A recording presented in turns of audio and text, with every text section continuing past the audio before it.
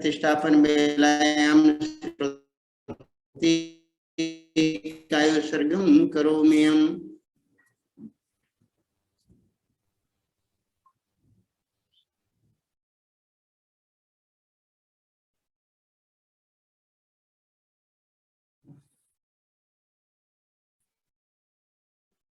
कोटिशतं द्वादशैव कोट्यो लक्षाण्यशीतस्त्रिदिकानि चैव पञ्चाशदष्टौ च सहस्रसङ्ख्ये मेतश्रुतं पञ्चपदं नमामि।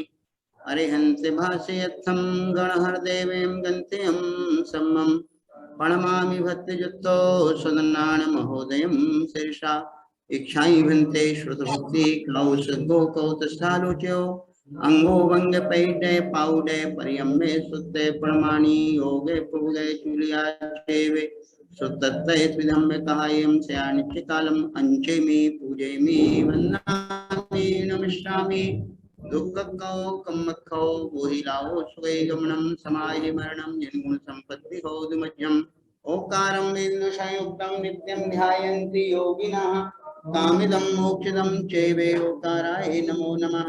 अविरल शब्द गणोग प्रेक्षालित सगल भूतल मलकलंका मुनि विरूपासित तीर्था सरस्वती नो हरति दुरितम् अज्ञानतिमिरान्धानां ज्ञानाञ्जन शलाकया चक्षुरुन्मीलितं येन तस्मै श्री गुरुवे नमः। श्री परम गुरुवे नमः। परम प्राचार्य गुरुभ्यो नमः। सकल कलुष विध्वंसकं श्रेषां परिवर्धकं धर्म संबंधिकं भव्य जीवना प्रतिबोधकारकमिदं शास्त्रं श्री आप्तमीमांसा नामधेयम् अष्टमूल ग्रंथ कर्तारा श्री सर्वज्ञदेव कर्तारा श्री गणदेवा प्रतिगणधर देवा तेषां वचो स्वामी विरचितं श्रोतारः सावधानतया शृण्वन्तु। मंगलम भगवान वीरो मंगलम गौतमो गणी मंगलम कुंदे कुंदाद्यो जैन धर्मोष्ट मंगलम सर्व मंगल मांगल्यम सर्व कल्याणकारिकम प्रधानम सर्वधर्माणां जैनम जयतु शासनम देवागमन भूयाने चामिरादि विभूतया माया विश्वपि दृश्यन्ते नातस्त्वमसि नो महान्। देवादिदेव 1008 भगवान महावीर स्वामी की, परम पूज्याचार्य श्री समंत भद्र जी महाराज की, परम पूज्याचार्य श्री विद्यासागर जी महामुनिराज की, परम पूज्य गुरुवर शरण सागर जी महाराज की, 3 कम 9 करोड़ महामुनिराजों की, अहिंसा में जैन धर्म की। आप्ति मीमांसा ग्रंथ का स्वाध्याय जारी है। प्रथम परिच्छेद की वाचना यहाँ पर चल रही है। प्रथम परिच्छेद में भाव अभाव एकांत का वर्णन किया गया है। प्रथम परिच्छेद में 23 कारिकाएं हैं। प्रथम परिच्छेद में 23 कारिकाएं हैं। 23 कारिकाओं में अभी 13 कारिकाएं हो चुकी हैं। 13 कारिकाओं की विवेचना यहाँ पर हो चुकी है। 13वीं कारिका की विवेचना चल रही है। तत्व दीपिका ग्रंथ के आधार पर 13वीं कारिका की विवेचना थोड़ी लंबी विवेचना।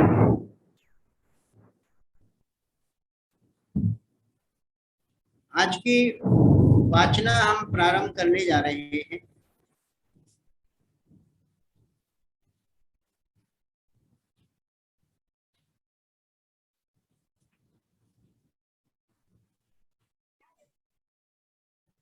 एक 13 नंबर की कारिका थी विरोधान्यो भयेकात्मम चादवाद न्याय विद्वेषाम अवाच्यते कांते पितुर नवाच्यमिति युज्यते। एक कारिका है। कारिका का मूल भाव हमारे स्मृति में रहना चाहिए कि उभय का एकांत, उभय के एकांत से लेना भाव और अभाव दोनों के एकांत को।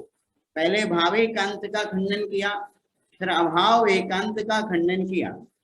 भावैकांत में जो दोष दिए, अभावैकांत में जो दोष दिए, पर एक तीसरे आए, कहने लगे हम ठीक है, भावैकांत में दोष आता है कि 4 प्रकार के अभाव नहीं बनते हैं, अभावैकांत में दोष आता है कि ना बोध बनता है, ना वाक्य बनता है, ना अनुमान बनता है, कुछ भी व्यवस्था नहीं बनती है। तो कहने लगे ठीक है, हम उभय के एकांत को स्वीकार कर लेंगे। उभय के एकांत को मतलब सर्वथा उभय एकांत को मानेंगे। उभय एकांत मतलब निर्भय, भाव अभाव की अपेक्षा नहीं रखता है, अभाव भाव की अपेक्षा नहीं रखता है। तो पर आचार्य कह रहे हैं उभय कांत में भी वही दोष आते हैं जो भावे कांत और अभावे कांत में दोष आते थे, कोई उभय एकांत में दोष आते हैं। फिर चौथे चलते हैं, वो कहते हैं हम तत्व को अवाच्य मानते हैं, अवाच्यता का एकांत हम स्वीकार कर लेते हैं। तो इसमें आज जो प्रकरण चल रहा है, यहाँ से वाचना प्रारंभ हो रही है। बौद्ध तत्व को अवाच्य मानते हैं, स्क्रीन पर दिख रहा है, बड़ी वाली पुस्तक में भी है। बौद्ध तत्व को अवाच्य मानते हैं, सभी को स्क्रीन पर दिखाई दे रहा है। अवाच्य का मतलब है जिसको किसी के द्वारा कहा नहीं जा सकता है, उसको अवाच्य बोलते हैं। न वाच्यम अवाच्यम, हमने घट बोला, घावटा घट, घट शब्द तो किसी न किसी वस्तु को कह रहा है। हमने घट शब्द बोला, उसके द्वारा जो एक घड़े का आकार हमारे दिमाग में आ रहा है, वो घट के शब्द के द्वारा वाच्य कहलाता है। लेकिन बौद्ध जो क्षणिकवादी है, वो कहता है तत्व अवाच्य है, तत्व को कहा ही नहीं जा सकता है। बौद्ध तत्व को अवाच्य मानते हैं। बौद्ध दर्शन के प्रकरण में ये बतलाया जा चुका है कि बौद्ध मत में पदार्थ को स्वलक्षण कहते हैं। पदार्थ को क्या बोलते? स्वलक्षण। स्वलक्षण शब्द का वाच्य नहीं होता, स्वलक्षण को शब्दों के द्वारा कहा नहीं जा सकता। इस प्रकार जो तत्व को अवाच्य कहता है,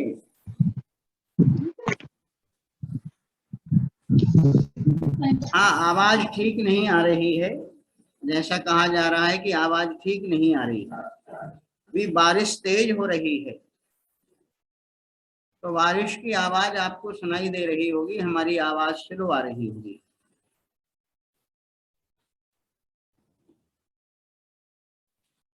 इस प्रकार जो तत्व को अवाच्य कहता है, वह अवाच्य शब्द का भी प्रयोग नहीं कर सकता, और शब्द प्रयोग के अभाव में दूसरों को पदार्थ का बोध नहीं कराया जा सकता।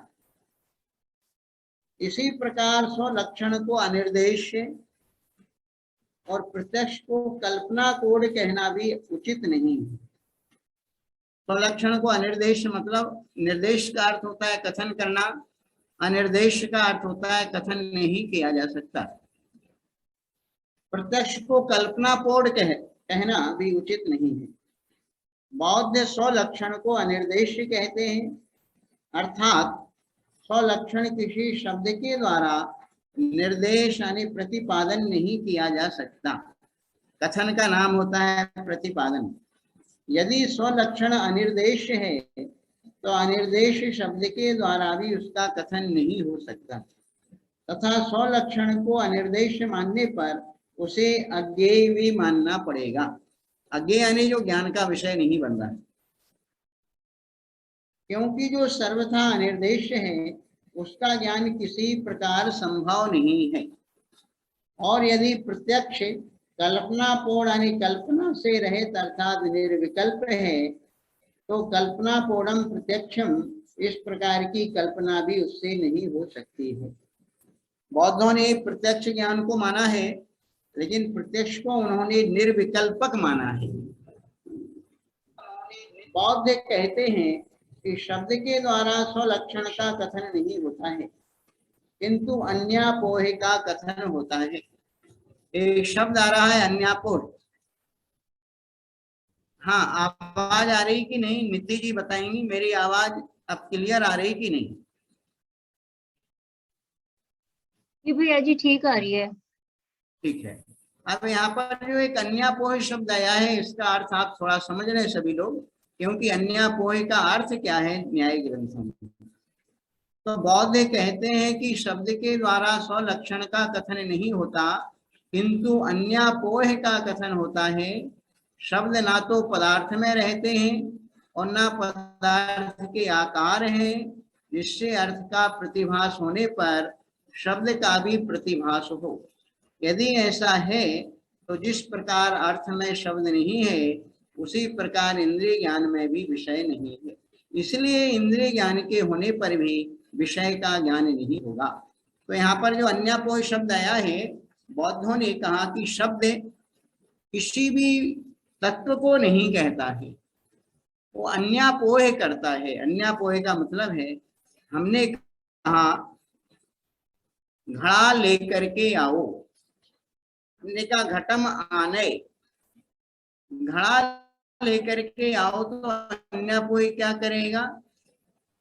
घड़ा को नहीं करेगा, घट शब्द घट को नहीं कहेगा, वो ये कहेगा पट लेकर के नहीं आना, पटा ने कपड़ा लेकर के नहीं आना, चटाई लेकर के नहीं आना, घड़ी लेकर के नहीं आना, पेन लेकर के नहीं आना, पुस्तक लेकर के नहीं आना। सबका निषेध करते करते लास्ट में जो चीज बचे उसको लेकर के आना। अन्यापोह का अर्थ होता है।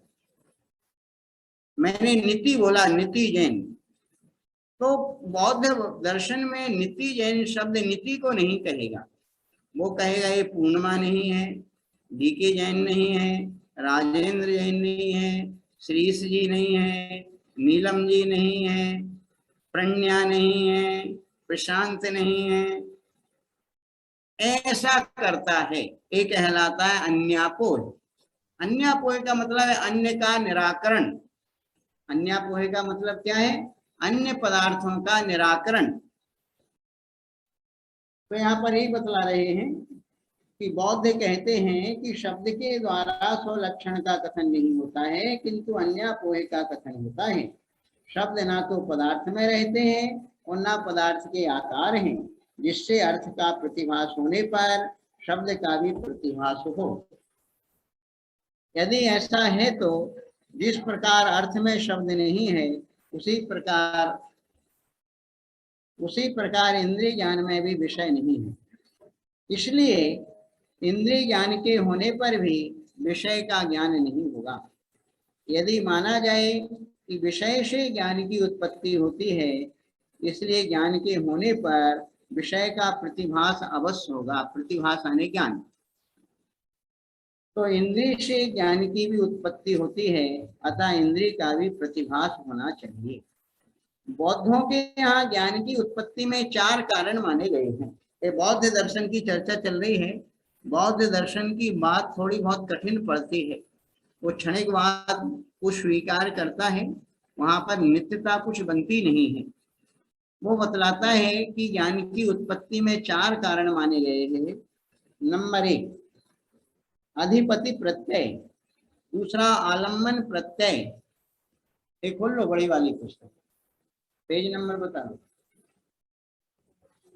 132 पेज। समानांतर प्रत्यय और सहकारी प्रत्यय, ये 4 प्रत्यय यानी कारण। ज्ञान के वहां पर उन्होंने उत्पत्ति में 4 कारण माने हैं। इंद्रियों को अधिपति प्रत्यय बोलते हैं। जो इंद्रियां हैं वो ज्ञान कराने में अधिपति यानी मुख्य रूप से रहते हैं, इसलिए उनको अधिपति प्रत्यय माना। विषय का नाम आलम्बन प्रत्यय है। जिस विषय को हम जान रहे हैं, हमने इंद्रियों से घड़े को जाना, घड़े का हमें ज्ञान करना है, तो इंद्रियां घड़े का जो ज्ञान कर रही है वो अधिपति प्रत्यय। जो घड़ा हमारे सामने है वो उसको हम इंद्रियों से जान रहे हैं, वो समानांतर आलम्बन प्रत्यय है। पूर्ववर्ती ज्ञान समानांतर प्रत्यय है। जो ज्ञान की धारा हमारे अंदर चल रही थी वो समानांतर प्रत्यय है। और आलोक यानी प्रकाश आदि सहकारी प्रत्यय होते हैं। यदि हम अंधेरे में बैठे हुए हैं, वहां लाइट नहीं है, घड़ा सामने रखा भी हुआ है, फिर भी हमें उसका ज्ञान नहीं होगा, क्योंकि वहां पर आलोक यानी प्रकाश नहीं। जिस प्रकार ज्ञान की उत्पत्ति में विषय कारण होता है, उसी प्रकार इंद्रियां भी कारण होती हैं। देखो, किसी भी ज्ञान की हमें उत्पत्ति होगी बिना विषय के आधार पर, यानी बिना ज्ञेय के ज्ञान की उत्पत्ति नहीं होती।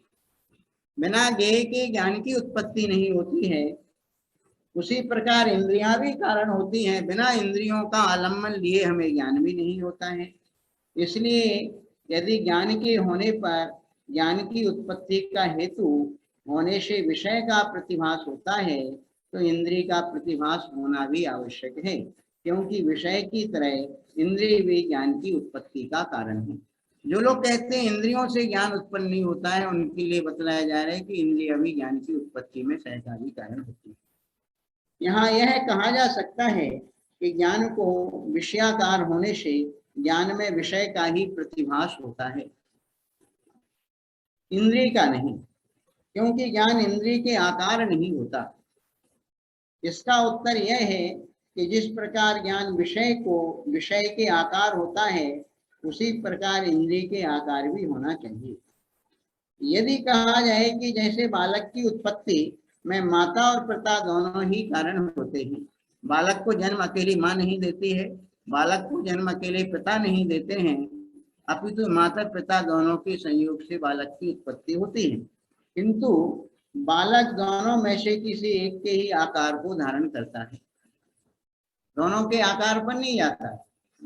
कहते हैं भैया बेटा माँ के आकार पर गया है, बेटा पिता के आकार पर गया है, वैसी नाक नक्श वैसा आकार प्रकार उसका दिखाई दे रहा है। उसी प्रकार इंद्रिय और विषय दोनों को ज्ञान की उत्पत्ति का कारण होने पर भी ज्ञान विषय के आकार ही होता है, इंद्रिय के नहीं। तो ऐसा कहना भी ठीक नहीं है, क्योंकि बालक के दृष्टांत के अनुसार ज्ञान को केवल उपादान कारण के आकार होना चाहिए, विषय के आकार नहीं। विषय ज्ञान का आलम्बन प्रत्यय होता है। आलम्बन यानी जिसका आलम्बन सहारा लेकर के ज्ञान होता है, और उपादान समानांतर प्रत्यय होता है। इसलिए दोनों में निकट संबंध होने से ज्ञान दोनों के आकार होता है। ऐसा मानने पर जिस प्रकार ज्ञान विषय को जानता है, उसी प्रकार उसे पूर्ववर्ती ज्ञान को भी जानना चाहिए, अथवा जिस प्रकार वह पूर्ववर्ती ज्ञान को नहीं जानता है, उसी प्रकार विषय को भी नहीं जानना चाहिए। यद्यपि ज्ञान की उत्पत्ति विषय और पूर्ववर्ती ज्ञान दोनों से होती है, तथा ज्ञान दोनों के आकार भी होता है, किंतु यह रूप है, यह रस है, इस प्रकार का अध्यवसाय यानी निश्चय विषय में होने के कारण ज्ञान विषय को ही जानता है, ऐसा माना जाए तो यहाँ प्रश्न होगा कि जिस प्रकार विषय में अध्यवसाय, अध्यवसाय का अर्थ होता है निर्णय करना, ये शब्द भी यहाँ पर आता है। अध्यवसान शब्द अलग है जो सिद्धांत ग्रंथों में आता है, रागादि परिणाम को अध्यवसान बोला जाता है, लेकिन यहाँ पर न्याय ग्रंथों में अध्यवसाय शब्द आया है। अध्यवसाय का अर्थ है निश्चय करना। सब लोग ध्यान दें, कुछ न्याय ग्रंथों के शाब्दिक अर्थ होते हैं, उन शब्दों का अर्थ भी आना चाहिए। अध्यवसाय का अर्थ है निश्चय करना, निर्णय करना। तो सिद्धांत ग्रंथों में अध्यवसान शब्द का अर्थ होता है रागादि परिणाम। दूसरी बात यह है कि बौद्धों के अनुसार विषय में अध्यवसाय हो भी नहीं सकता है, क्योंकि विषय को जानने वाला प्रत्यक्ष निर्विकल्पक माना गया है। यहाँ पर बौद्ध दर्शन की ओर से कुछ बात कही गई है कि बौद्ध दर्शन में प्रत्यक्ष प्रमाण माना है, लेकिन प्रत्यक्ष को निर्विकल्पक मानते हैं, कि मतलब वो किसी प्रकार का निर्णय नहीं करता है पदार्थ। उनके यहाँ पर निर्णय अनुमान के द्वारा होता है, प्रत्यक्ष के द्वारा पदार्थ का निर्णय नहीं होता बौद्धों के यहाँ। बौद्ध कहते हैं कि निर्विकल्पक प्रत्यक्ष व्यवसायत्मक यानी सविकल्पक प्रत्यक्ष की उत्पत्ति में हेतु होता है।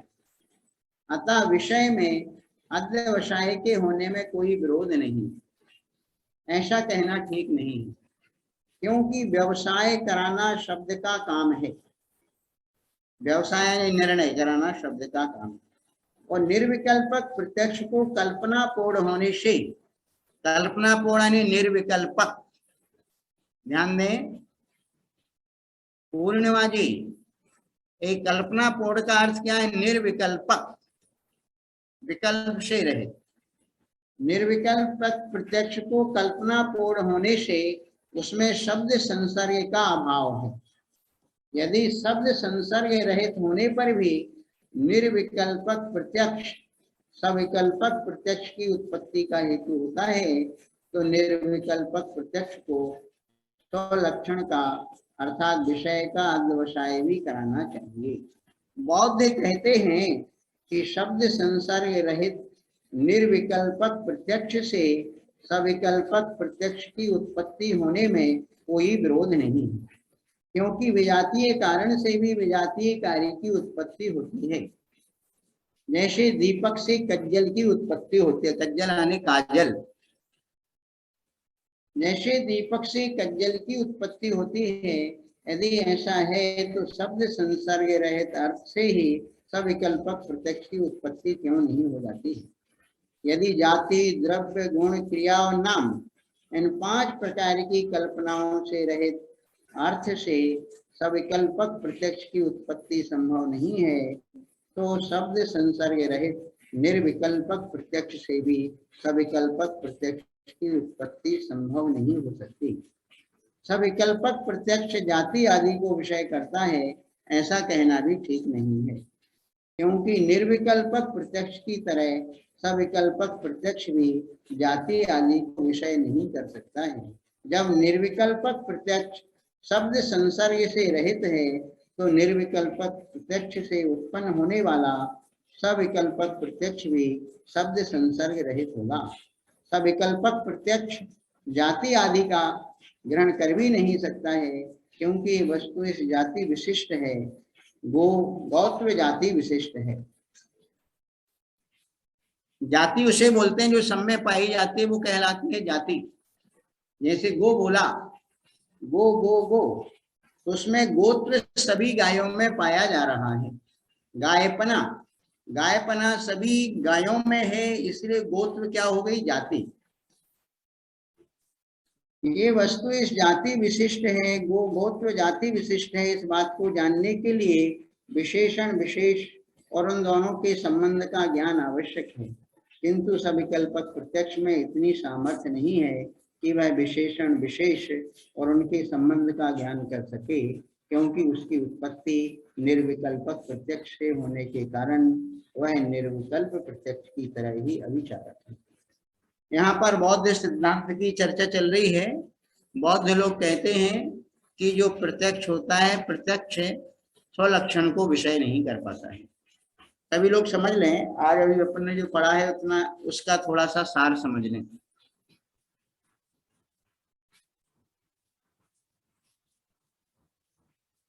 एक बौद्ध दर्शन की चर्चा यहाँ पर हो रही है।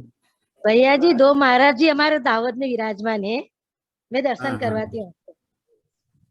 चलो ठीक है, दर्शन करा, महाराज के दर्शन करा दो।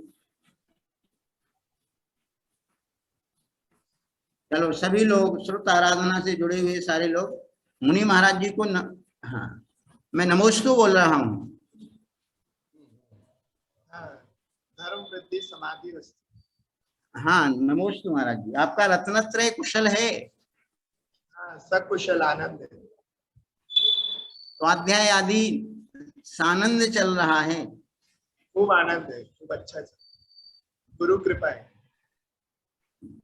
अभी यहाँ पर आप्त मीमांसा ग्रंथ का स्वाध्याय हो रहा है जी।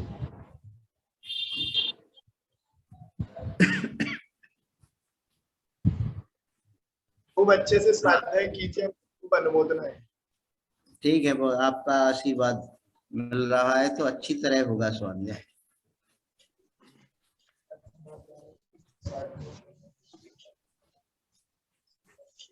चलो धन्यवाद पूर्णिमा जी आपके लिए। भैया जी, हमारा फर्ज था, उसमें क्या हो गया? तो आप अभी मंदिर जी में हैं क्या? हाँ, मंदिर जी में आई हूँ। स्वाध्याय चलेगा अभी 3:30 से 4:30। अच्छा, कौन से दोनों मुनि महाराज का नाम क्या है? एक तो शिवानंद जी है और एक प्रसमानंद जी है। आचार्य एक वसुनंद जी वसुनंदी है। महाराज जी के, हाँ जी जी। आचार्य वसुनंदी महाराज जी के शिष्य हैं। हाँ हाँ। ठीक है। तो दोपहर में स्वाध्याय क्या चलता है? अभी तो हरिवंश पुराण उनका चल रहा है, वही चल रहा है अभी तो। थोड़ा सा ठीक बाकी है, ऐसा ठीक, बता देते हैं। चलो ठीक है, बहुत अच्छा है।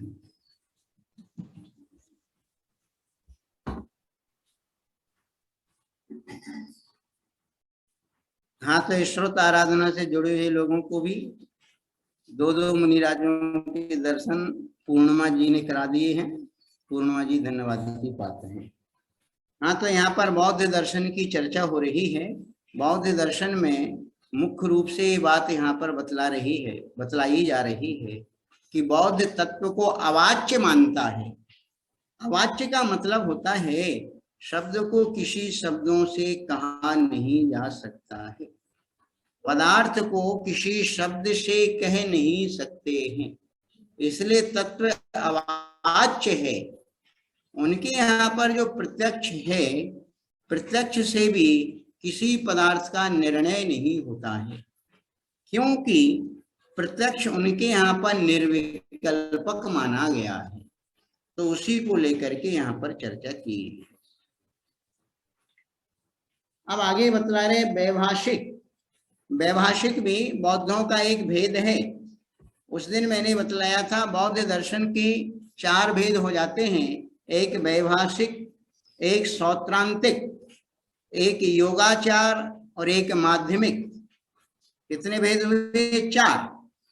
बौद्ध दर्शन में 4 मत हैं, 4 संप्रदाय हैं। एक वैभाषिक है, दूसरा सौत्रांतिक, तीसरा योगाचार, चौथा माध्यमिक। अब वैभाषिक कहता है, वैभाषिक कहते हैं कि सविकल्पक प्रत्यक्ष की उत्पत्ति केवल निर्विकल्पक प्रत्यक्ष से ही नहीं होती है, किंतु शब्द का विषय जो जाति आदि विशिष्ट अर्थ है, अर्थानी पदार्थ, उसमें जो विकल्प वासना ने एक प्रकार का संस्कार है, उससे होती है।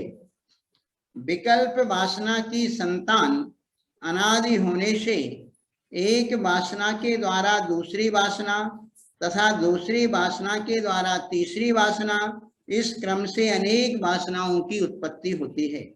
अतः सविकल्पक की उत्पत्ति का कारण भिन्न होने से यह कहना ठीक नहीं है कि सविकल्पक प्रत्यक्ष की उत्पत्ति निर्विकल्पक प्रत्यक्ष से होती है, और निर्विकल्पक की तरह सविकल्पक भी अविचारक है, ऐसा भी वैभाषिक ने कहा है। उक्त कथन भी अविचारित रम्य है। अविचारित रम्य न्याय ग्रंथों में बहुत आता है।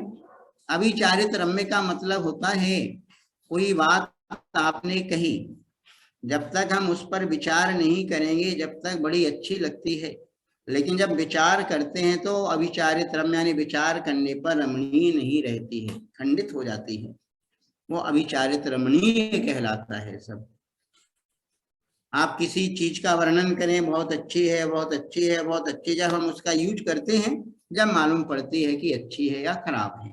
ऐसे बतला रहे उक्त कथन भी अविचारित रम्य है। आपने जो कहा है वो तब तक ठीक रहेगा जब तक हम उस पर विचार नहीं करेंगे। बौद्धों के अनुसार सविकल्पक प्रत्यक्ष के द्वारा निर्विकल्पक प्रत्यक्ष में रूपादि विषय का नियम होता है, अर्थात जब सविकल्पक प्रत्यक्ष के द्वारा यह रूप है, यह रस है, इस प्रकार का अध्यवसाय यानी निश्चय हो जाता है, तभी यह समझना चाहिए कि यह रूप अथवा रस निर्विकल्पक प्रत्यक्ष का विषय हो चुका है। जिस विषय में अध्यवसाय नहीं होता वह निर्विकल्पक का विषय नहीं होता है।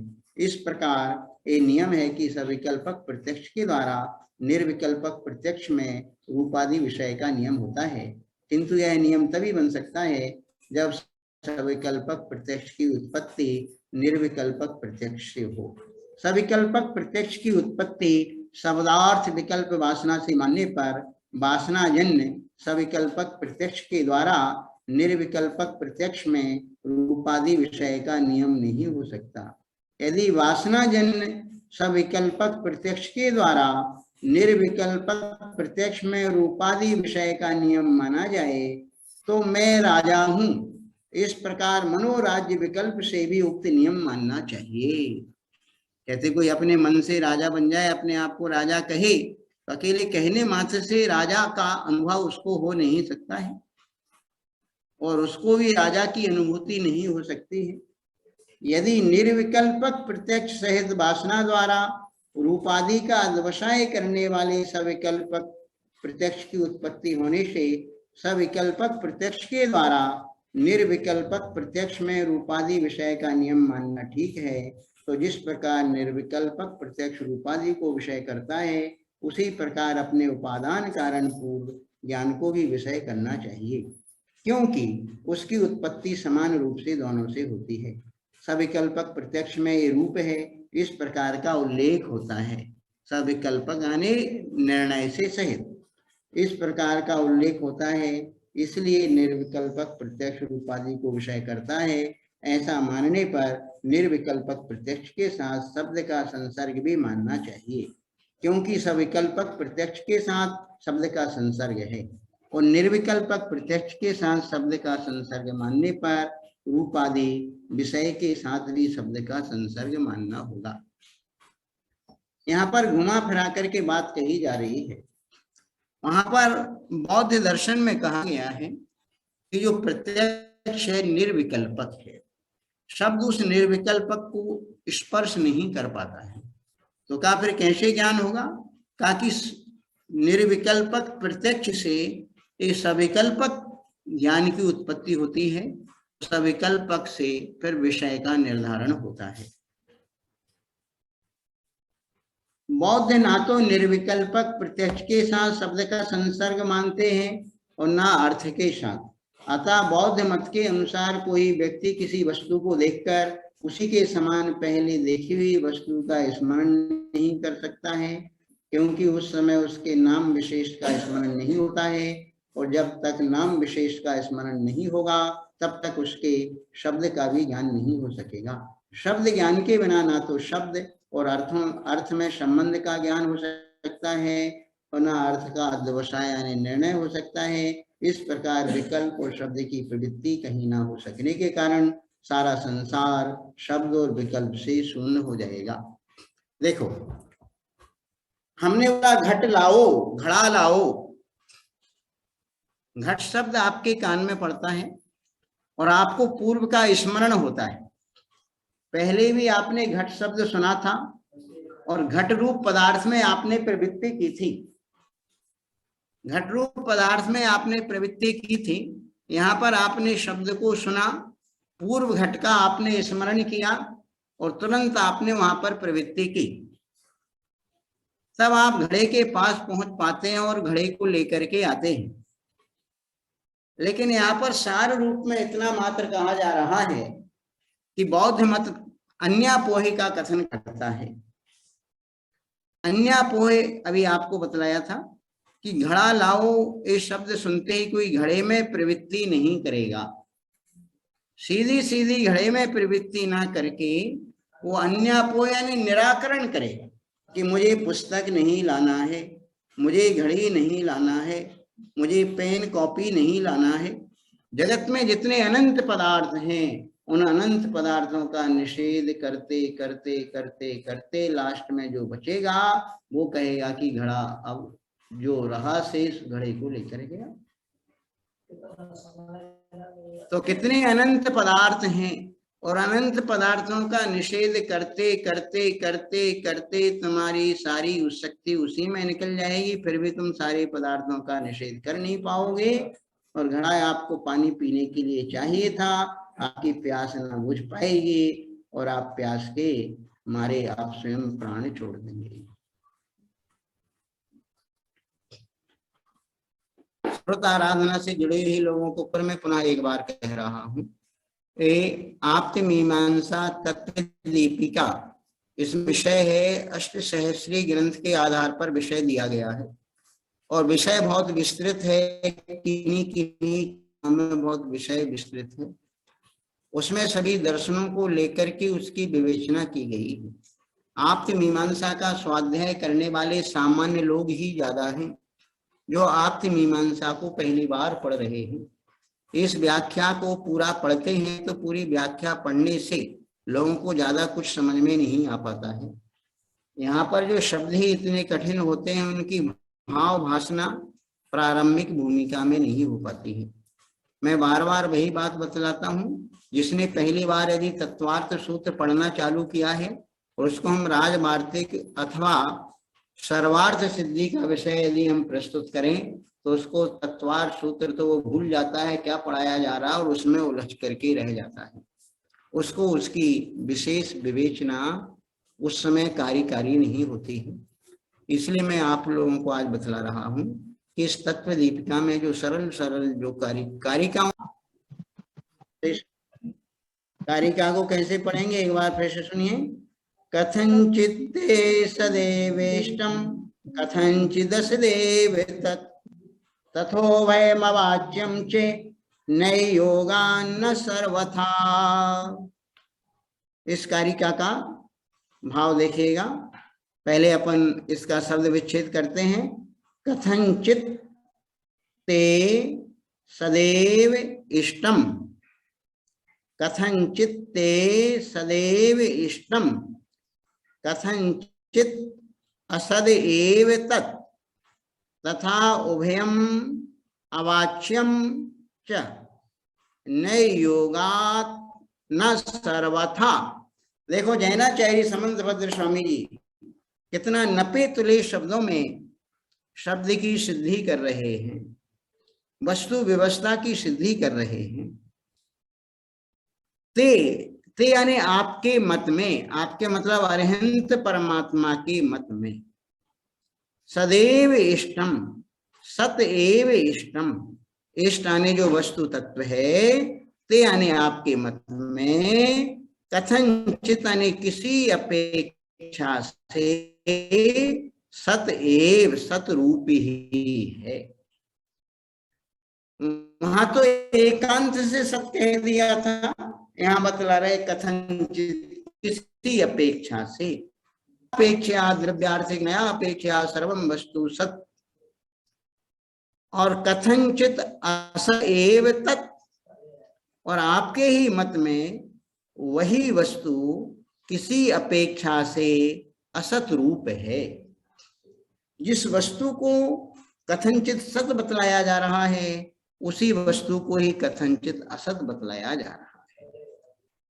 द्रव्य की अपेक्षा से वस्तु को सत बतलाया जा रहा है तो पर्याय की अपेक्षा से वस्तु को असत भी बतलाया जा रहा है। देखिए लोक व्यवस्था हम देखते हैं, एक ही व्यक्ति पिता भी कहलाता है, पुत्र भी कहलाता है। वो पिता भी है, पुत्र भी है, एक ही व्यक्ति है। आप कह सकते हैं कि जो पिता है वो पुत्र कैसे, और पुत्र है तो पिता कैसे? विवक्षा से वो बात बन जाती है। वही एक व्यक्ति राजेंद्र जैन भोपाल, अपने पिता की अपेक्षा से वो पुत्र हैं, तो अपने ही पुत्र की अपेक्षा से वो पिता हैं। कथनचित किसी अपेक्षा से। एक कथनचित शब्द बड़ा मार्के का शब्द है, स्यादवाद का द्योतक है। स्यादवाद कहो या कथनचित कहो एक ही बात है। एक लाइन हमने खींच दी, हमने कहा छोटी लाइन है कि बड़ी लाइन है?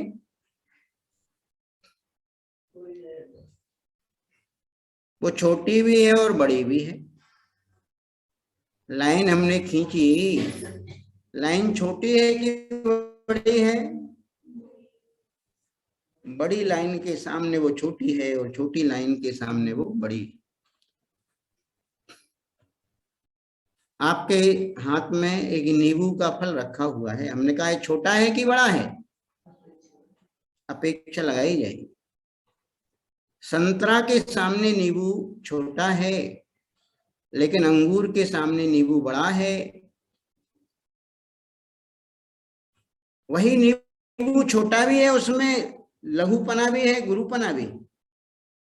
छोटापना बड़ापना दोनों है, कथनचित है, किसी अपेक्षा से है। तो बतला दिया ते यानी जैन शासन में सदैव इष्टम, इष्ट यानी वो वस्तु तत्व कथनचित सत ही है, और तत् यानी वही वस्तु तत् कथनचित असत ही है। तथा उभयम, इसी प्रकार अपेक्षा भेद से वस्तु उभयात्मक है, यानी सत असत दोनों रूप है। और अवाच्यम, और अवाच्य भी है, एक साथ सभी धर्मों को कह नहीं सकते, इसलिए अवाच्य है। नई योगा, नई की अपेक्षा से, न सर्वथा, सब सर्वथा ने एकांत से ऐसी बात नहीं बनती है, एकांत से नहीं बनती।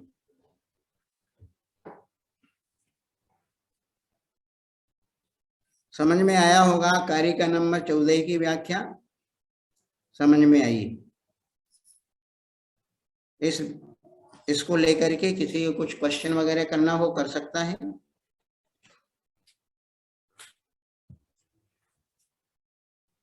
इसमें भैया जी उभयात्मक कैसे है किसी अपेक्षा से?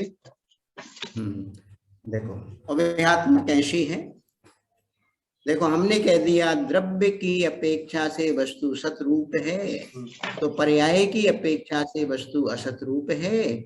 और द्रव्यार्थ उभय नय, उभय नय को दोनों, जो उभय नय को यदि हम लेंगे जिसमें द्रव्यार्थिक पर्यायार्थिक नय दोनों को लिया जाता है, उस अपेक्षा से वस्तु उभय रूप है, यानी वह सतरूप भी है असत रूप भी है।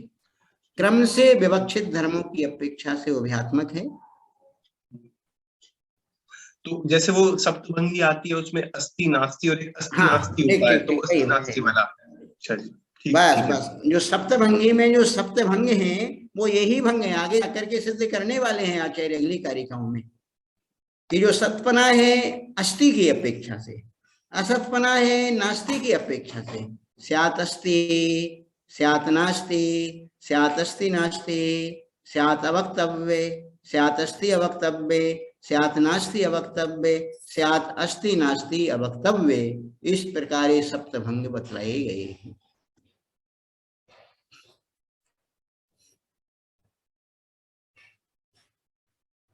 अब आगे की व्याख्या अपन कल चलाएंगे, आज इस विषय को इतना ही रखते हैं।